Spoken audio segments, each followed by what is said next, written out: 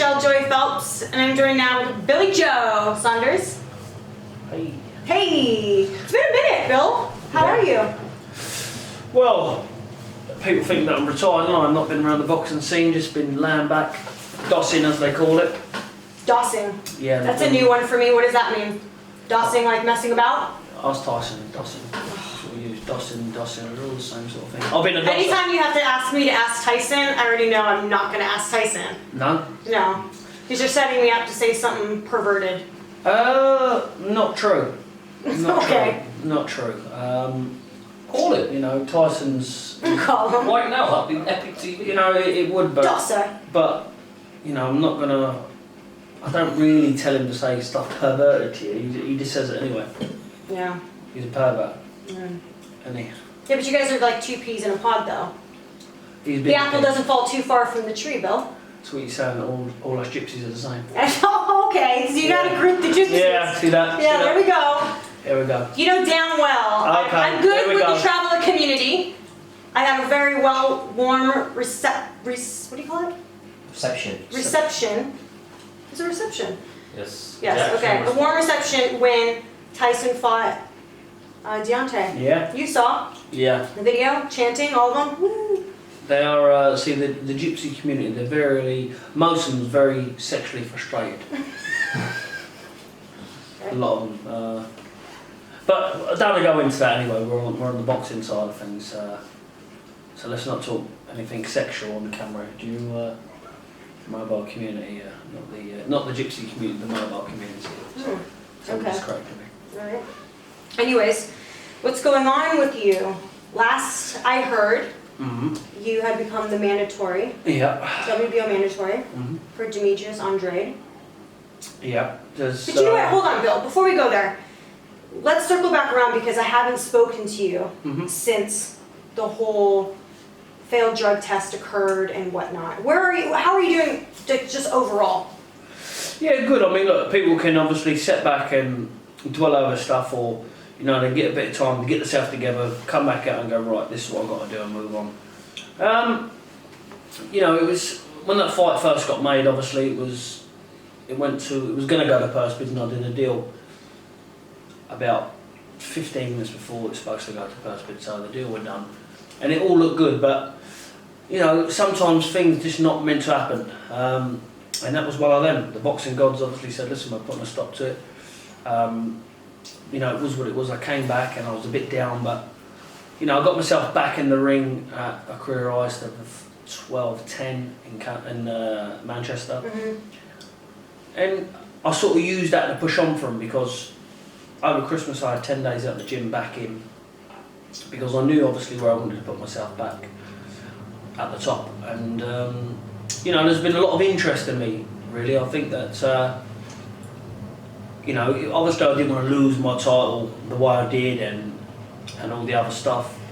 But, you know, 2018 probably wasn't the best of years for me, so it was what it was. But there's been a lot of interest in me now, started this year. I mean, you know, there's obviously there was big rumours going around that, you know, that me and Frank wasn't getting on and going on, but you know, look, I've got to look and take my after Frank. Frank's been with me from day one, and I think we will continue to carry on working with each other, because you know, he's put me where I am. He's got me in good positions, and you know, I just need them big fights now. And obviously 2019 is going to have to it's going to make or break me. So either I'm going to end up on top, or you know, at the bottom of the pile. So it's one of them. I need to put the hard work in.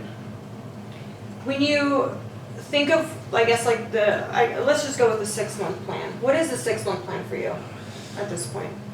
It's a bit tricky for me to say at this stage tonight. I could probably give more tomorrow. You know, if this interview was done tomorrow or Monday, I'd know more. But there's a deal in place at the moment where the plan and route is it can be very rewarding. Exciting times, new chapter, new everything. So you know, it's at this minute I can't say too much, but I know what plan I'm going down, because you know, I've more or less put it on the table where I need to go, and that's the plan that the route, shall I say, that I'm taking. Mm-hmm. You said 2018 obviously wasn't a favorable year for you, and with the injuries and everything that's occurred, but you also talked a bit about depression and how you were a bit depressed. Do you want to elaborate a bit? I think people use the word depressed a lot really now, and since Tyson came out of it, and you know, but I generally know Tyson were deep in depression mode. I think you can look at, I was down a bit rather than depressed from being, you know, from the top of the tree to at the bottom, and you know, you're sort of looking about, and so I sort of had a few weeks just to get my head right and, you know, have a good think what I was going to do. And you know, one stage I was thinking, oh, you know, I've done enough now, I've financially done alright, I can sit back and shall I call it a day. But it's a bit of a loser's mentality, innit, to think like that. And I don't know if I was thinking that because I was comfortable financially, I don't know. But looking back at it, I'm 29 then, I've got a hell of a lot to give. Not even my best days are gone yet. I reckon in the next 18 months, people's going to see the best of me. And it was, I just didn't want to walk away like that. Yeah. Did you consider retirement? I don't really use the word retirement. I consider it like not boxing again. Like, because retirement, I think, when people need to retire, it's because they're either losing it a little bit, they're either, you know, they need money they don't need money, or they're losing their flexibility or their boxing, or they're losing some sort of performance. It wasn't that situation with me. It was like a choice, like a lazy sort of mentality, thinking like, oh, you know, that's all gone wrong. And if you do that once in life, you do it every time it hits you in the face. So, you know, you've got to face these things, move on. I'm a real good, strong-minded person, and I think in times like this, it proves what sort of character you are, to come back and not only, you know, should I say, get back what you lost, but do better again, put yourself higher again, and achieve more again. So it's something for people to look at and think, oh, well, look, he went down, he done something, and you know, a load of shit happened to him in his boxing career, and he's got it back, and you know, that's how it is. And if I can put that across to someone struggling through life a little bit, that's, you know, it's one of them things that I can say, well, you know, he probably looked at me and turned his life around a little bit.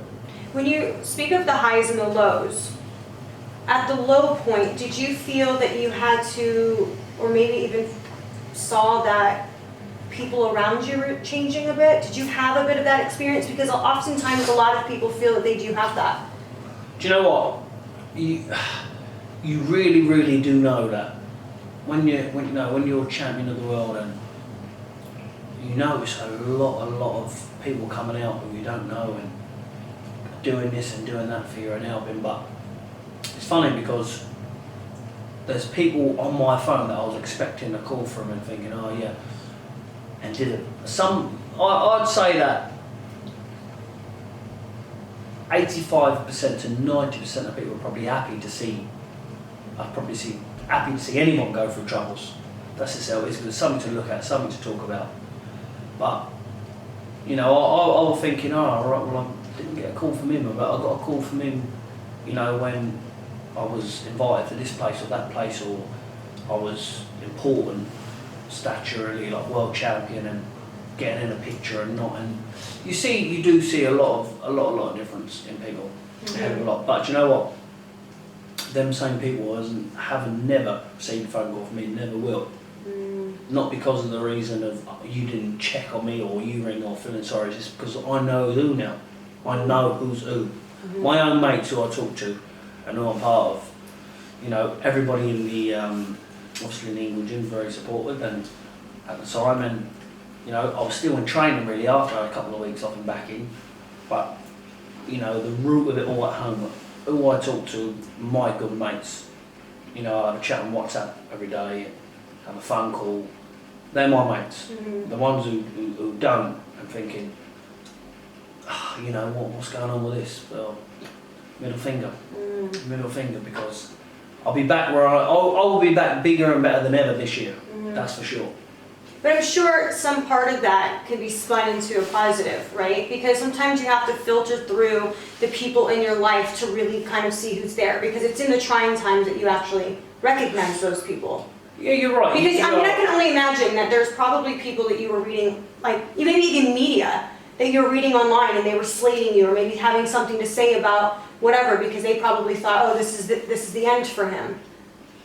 Probably, yeah. I mean, look, I just look at real people, and sometimes you can. I'm not saying you can be tricked or forced or misled to believe they're. You know, if you're smart enough, you know real from fake. But I think sometimes the gate can be left open too long. Too many people can come in and you sit back, and I think that can take your mind off in the game.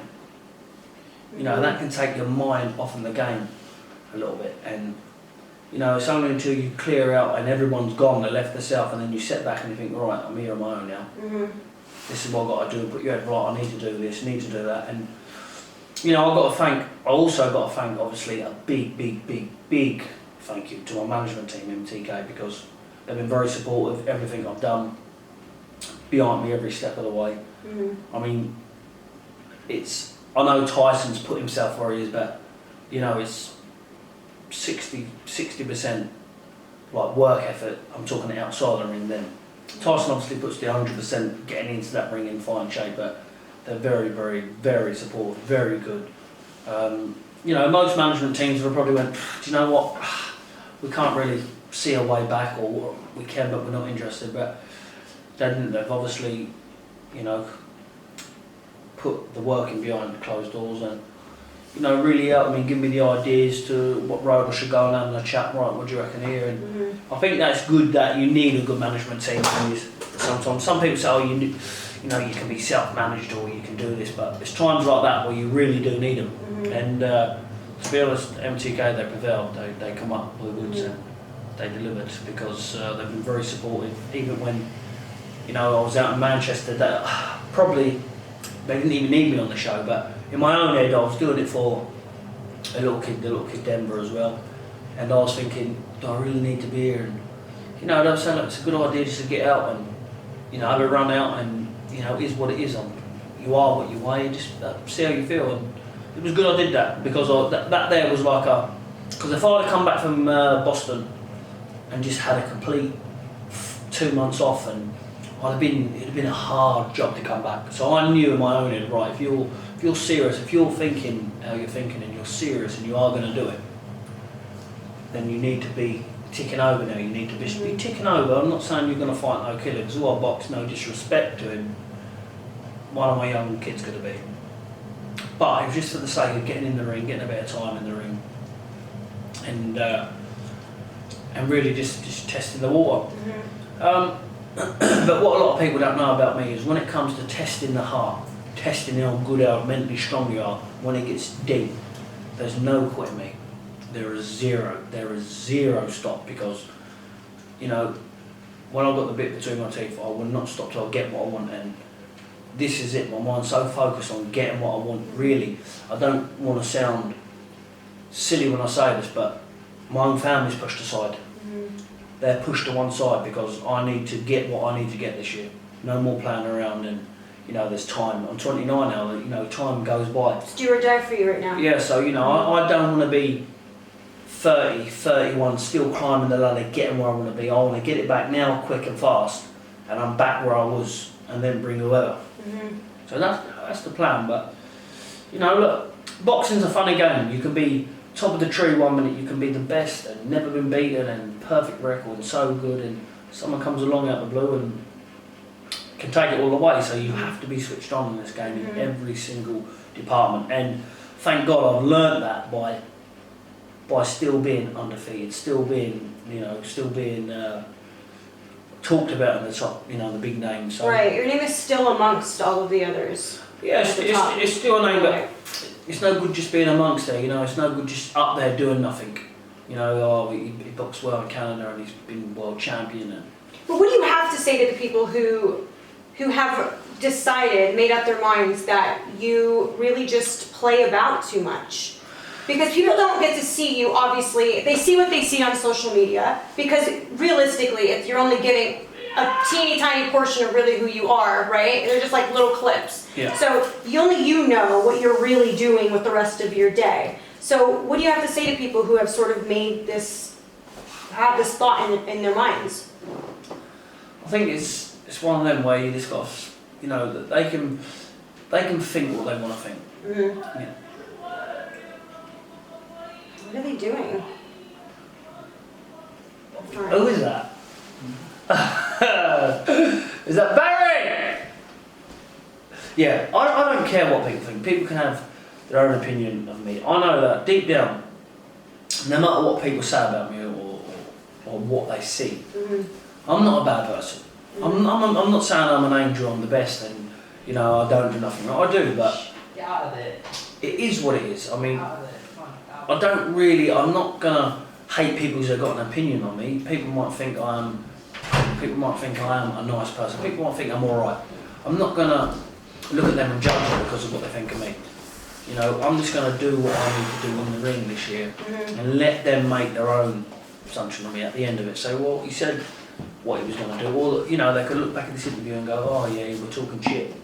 But I know what I'm gonna do. And my next fight, no matter what, I have to be world champion to do what I want to do. Because if I'm not world champion in my next fight, then it sort of derails my thoughts. And I'm not sitting here demanding my promoter or demanding, my management, but I've said what I want. I've said what I want, and I mean it, because I want to be world champion. As soon as I left that ring in Manchester, I'm not looking at no performance or saying I boxed well, boxed shit. I just did stopped him in 4 rounds, got out. But when I got back home, I was like, when I made that decision, I have to be world champion. I have to be world champion in my next fight. If I'm not, then it's a big failure. The plan is aborted. But if that's the case, right? If that's the plan. Oh fuck. If that's the plan, though. Oh my God, Barry. Sorry, I had to. It was. Killer that one. Killer that one. All right. So if that was, if Barry, that was in your face. Killer. He's not seen before. Oh shit. Carry on. Sorry, I'm sorry. Carry on. oh my God. Sorry, carry on. So if that is the case, yeah, then that means that if you want to be world champion in your next fight, that means you can only fight the current champions now. But a lot of them are already locked into fights, which means is the plan to not fight until the end of the year? No. I Or will be later out. in the year? No, I'll be out very, very soon. I want to be out. I already said I want to be out at least. Well, we know that you're the WBO mandatory, Yeah. but we don't Worst know comes what's to what- happening there at the moment. Well, listen, worst comes to worst. I will be fighting for a world title next, no matter what. Okay. No matter what, whether it's waiting, whether it gets a phone call tomorrow or tonight, I will be world champion within the next. Well, I want to be world champion certainly before the summer. Okay. So that's that for sure. Can you guys shut up, please? Sorry. Crack the whip sometimes. That's what you gotta do in life. You know what I mean? Sometimes you just gotta do it. So Okay. yeah, that's the boxing side of it. Okay. It's either sink or swim. Hang on, is the interview still going? Yeah. Right, okay, cool. I thought it was a cut earlier. No. Right, shit. Yes, carry on. He's sweating from the forehead here. He said cut it out. Nah, we gotta cut it out. Yeah. So that's the boxing side of it. I put over what I've said, so it's one of them. Chris Eubank's going to be fighting James Degale, as you know, and he's been saying he's coming for you. What do you make of that? Well, I don't know how to take that because he's coming for me.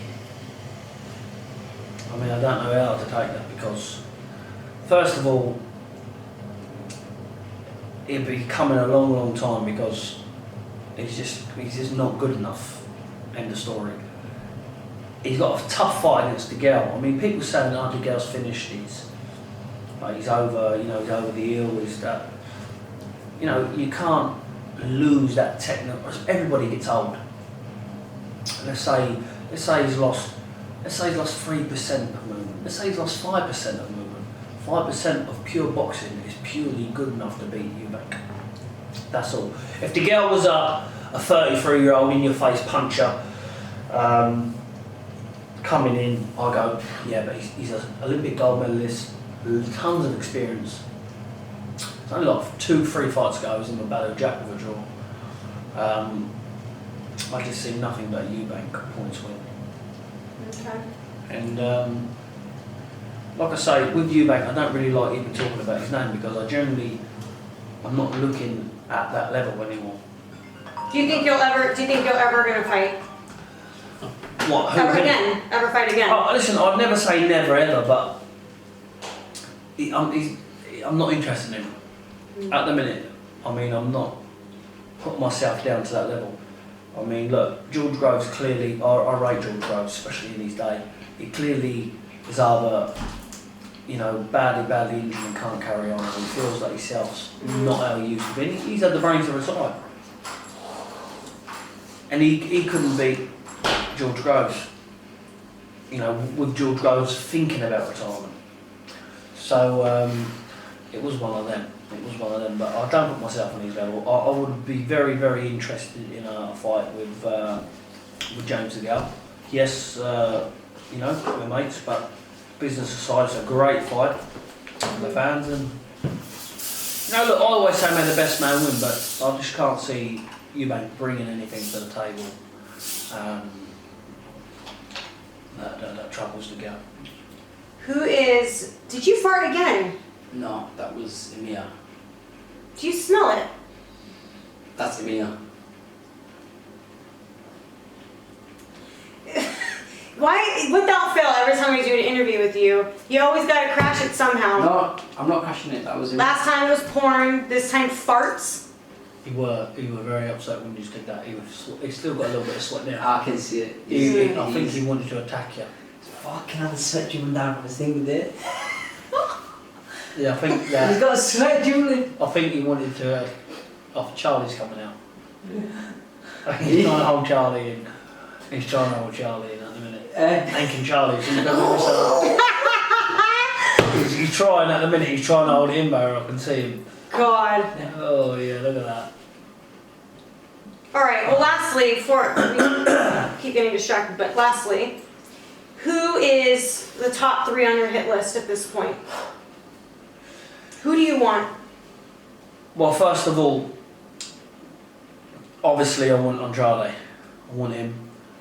And whoever the best is, I love the winner of Canelo and Jacobs, but that's to be the best, you have to be the best. And I would like to get my middleweight world title back, but I'm sure we're in all good due time. So, but number 1 on my hit list is you, motherfucker. I'm coming. Trust me, I'm coming. Yeah. Strong, coming strong. Anything else you want to say, Bill? Not really, no. Just want to say obviously thanks to the few fans still sticking around, and just chill out to the other ones what's gone. I'll see if I want them back soon. That's about it. Alright. Well, thank you again. Thank you. Appreciate it as always, guys. Thank you. You're always making cameos.